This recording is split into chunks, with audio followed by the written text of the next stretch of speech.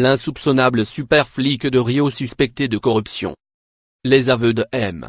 Miranda sont le fruit d'une collaboration avec la justice visant à obtenir la mansuétude des juges. Homologués par la Cour suprême, de telles confessions requièrent d'être corroborées par un minimum de preuves pour être validées, rappellent les spécialistes. M. Beltrame crie à la calomnie, évoquant la surprise et le dégoût face à des propos tenus par une personne qui risque sérieusement de passer les 20 prochaines années derrière les barreaux et qu'il connaît mal, puis, conclut: je veux m'adresser, les yeux dans les yeux, à ceux qui croient à mon intégrité.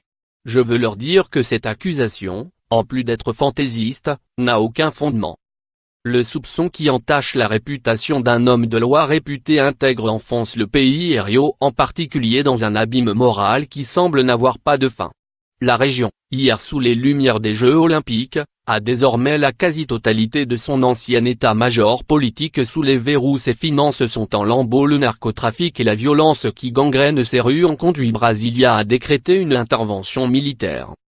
Il faut que ces dénonciations soient clarifiées pour ne pas détruire une réputation, estime Adilson Peu de Souza, lieutenant-colonel de réserve de la police militaire et auteur d'un livre critique sur les forces de l'ordre, O Guardião da Cidade, le gardien de la ville 2014, non traduit. Beltrame est un modèle, et si tout cela était prouvé, le choc serait énorme pour Rio, dont la situation frise déjà le chaos. Cela compromettrait la réputation de toute la police, portant préjudice au peu de confiance que les Brésiliens ont encore dans les institutions. Lire aussi. L'assassinat à Rio de Marielle Franco, élue locale et militante contre les violences policières, émeut le Brésil.